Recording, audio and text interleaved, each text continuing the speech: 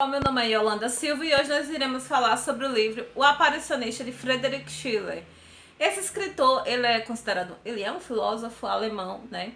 E um poeta também. Eu não conhecia esse romance, o projeto, na verdade, de um romance, porque ele começou e deixou pela metade, falta o final, na verdade. E foi uma grata surpresa. Vou explicar para vocês mais ou menos como aconteceu o fato de eu encontrar esse livro aqui. Eu entrei no curso do professor Alexander Meirelles, né, do Fantástico Cursos, e no curso ele direcionava como você fazer uma hashtag, seguir uma hashtag e tudo mais. E eu comecei a colocar uma hashtag nas minhas fotos do Instagram. Quem não me segue, se quiser, é Yolanda Silva Profa. E tem o canal o Literatura e Psique. Só que às vezes esse Instagram eu uso pouquíssimo, porque eu não consigo cuidar de tantas, né, redes sociais ao mesmo tempo. Mas enfim, e aí eu encontrei essa coleção que é Imaginário Gótico. Coleção Imaginário Gótico, que é da Clepsidra e também da Aetia, né? Eu acho que a Clepsidra é a idealizadora do projeto e a outra editora ajuda. O Aparicionista ele foi escrito em 1787 e 1789, né? É a obra seminal do romance gótico alemão, e isso se deve menos ao Aparicionista do que pelas suas inovações temáticas, marcado por necromantes misteriosos, intrigas políticas envolvendo sociedades secretas e inquisidoras, além de divagações profundamente nihilistas. Esse romance é um relevante documento da literatura alemã e um testemunho duradouro do talento narrativo de um dos maiores nomes da filosofia e das letras daquele país. Então, como eu acabei de ler a sinopse aqui para vocês, esse romance aqui, Friedrich Schiller, ele quis seguir a forminha da literatura gótica. Inclusive, este é o primeiro romance alemão de literatura gótica. E eu vou falar para vocês da sinopse aqui da história, falar sobre o que eu achei. E no final eu vou falar um pouco sobre essa questão do projeto estético do Friedrich Schiller, né? Se eu estiver falando errado, desculpa aí. A história, gente, é narrada, na primeira parte é narrada em primeira pessoa pelo Conde de O. Ele não tem realmente nome, é o Conde de O, aí tem uns asteriscozinhos no início, como aqui vocês podem ver, ó, Conde de O. E ele vai nos contar a história de um príncipe, não tem nome também, o príncipe alemão, que ele é o terceiro na linha de sucessão. Só que esse príncipe, ele é cristão, mas não é um cristão tão assim fervoroso, é um cristão que foi educado, no cristianismo e tudo mais. E ele não tem muitas ambições de querer, sabe, assumir o poder e ser o primeiro na linha de sucessão ali da família.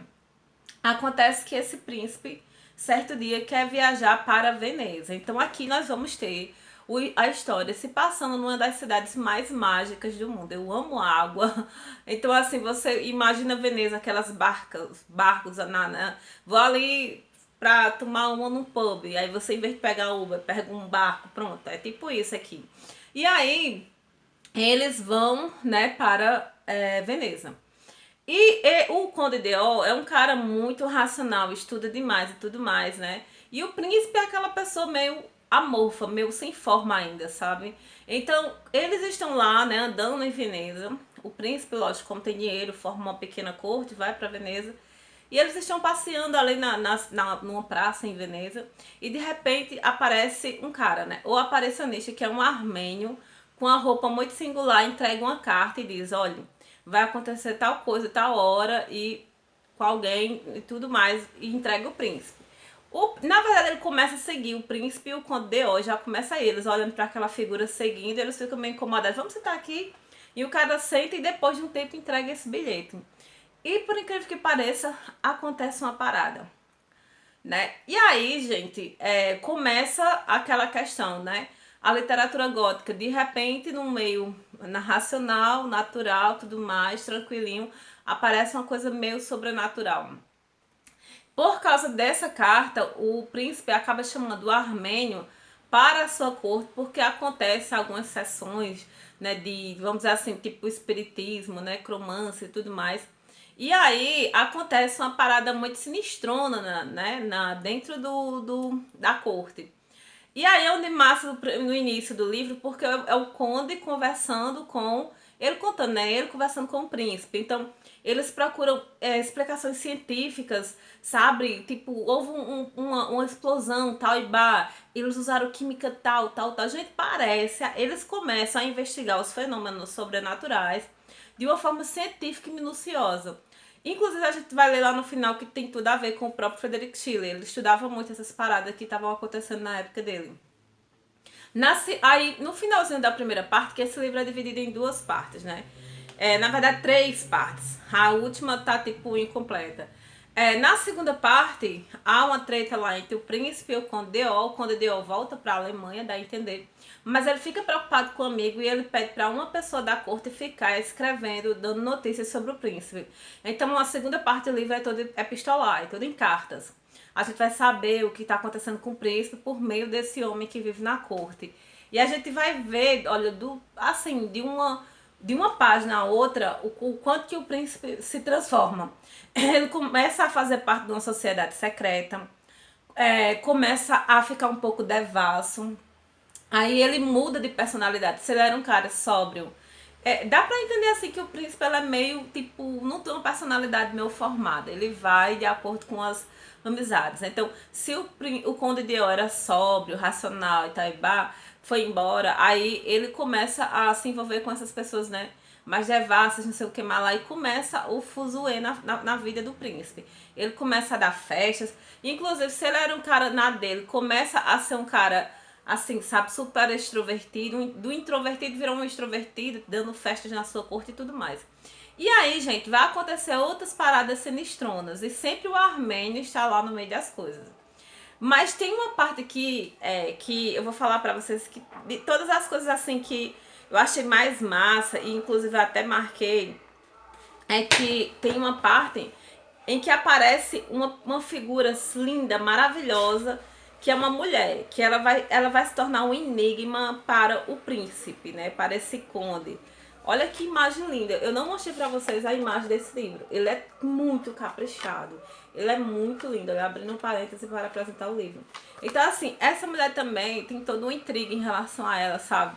Então, assim, o livro, ele é maravilhoso. Você começa a ler e você vai dizer assim, nossa, esse negócio né, meio solar, Veneza, muita água, muita luz. O livro parece assim.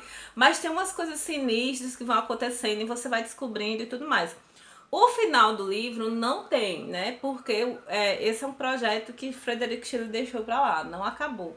Mas nessa edição aqui, no final, tem uma nota explicativa sobre como era que provavelmente terminaria o livro, de acordo com as anotações de Schiller. E também tem uma biografia que eu até coloquei no meu Instagram, que Frederick Schiller era muito vida louca, velho. Olha como ele era. Ele era bem bonito, né? Ele é muito interessante, porque ele estava se formando em medicina e ele escreveu uma tragédia aqui, né? Os Bandoleiros, né? De 1781 a 82, e a peça foi, tipo assim, censurada e proibiram ele de escrever qualquer coisa, a não ser que seja sobre medicina. Ele largou o curso e foi viver de boas, né? Até que ele achou uns pareceres, uns amigos, né? Que você conhece, deve conhecê-los também, né? Depois dessa tragédia, ele largou tudo. Aí ele conheceu alguns filósofos não, romancistas como Goethe, né? E que, de certa forma, e Engels... olha só que interessante, eu vou ler aqui pra você. A Revolução restaurou suas antigas esperanças de libertação e humanidade, fazendo-se voltar aos estudos de história e filosofia. Vale lembrar, inclusive, que Schiller é o primeiro filósofo da história do idealismo alemão, influenciando marcadamente autores como Max Engels. A amizade com Goethe os levou à criação do último classicismo europeu, sediada na cidade de Wien, onde Schiller pôde ver suas peças mais famosas encenadas. Ou seja, né, com a ajuda de Goethe, ele se reergueu e pôde, né, escrever suas peças e se tornou... Eu conheci a questão da obra enquanto, como é que fala? Poesia, né, peça, mas não assim, um romance. E que grata surpresa saber desse romance gótico. Gente, você sabe que eu sou a louca do romance gótico. Então eu tenho um projeto aqui já há alguns anos que é lendo literatura clássica gótica, gótica clássica. E aqui é o primeiro romance gótico alemão. Então, assim, muito bom, né? Se vocês gostam de literatura gótica, acompanha Clepsydra, que é a hashtag.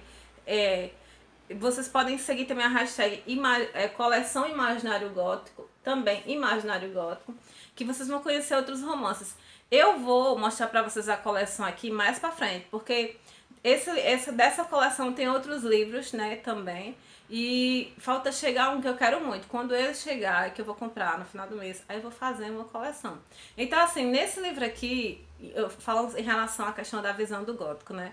O gótico, como eu já falei aqui pra vocês, quem procura aqui no meu canal, que é o Castelo de Otranto, lá nós temos a aparição de um fantasma e a gente vê realmente a questão do sobrenatural como sendo realmente sobrenatural. E nós sabemos que a literatura gótica ela vem em contrapartida ao racionalismo exacerbado do século do iluminismo, né? Então, alguns escritores já vão em contrapartida com essa coisa gótica do sobrenatural. Então, eles tentam trazer um sobrenatural explicado. Então, aqui a gente vai ter um sobrenatural que vai ter uma explicação, apesar de que o escritor, né, Shelley não terminou o romance, mas o projeto estético dele era trazer um sobrenatural explicado, ou seja, racionalizado. Mas de qualquer forma, é maravilhoso, sabe? Por isso que quando fala assim, que diz que esse romance ele foi muito importante para as histórias de detetive. E realmente você pensa naquelas séries de CSI, não tem? Que os caras vão lá pegar química, não sei o quê. Cara, eles são muito profundos quando eles vão tentar investigar o sobrenatural neste livro. Então, assim, eu particularmente falando, amei o livro. Ele é massa, massa, massa mesmo. Estou amando a coleção Imaginário Gótico. Espero que eles publiquem tudo, tudo, todos os clássicos góticos do mundo, né? E de todas as regiões, porque cada descoberta é mais maravilhosa do que a outra. Então é isso, essa resenha bem assim à vontade, porque eu queria falar sobre esse livro sem roteiro, mas bem à vontade. Amei. É isso aí. Tchau pra vocês. Até o próximo Lendo um Clássico Gótico.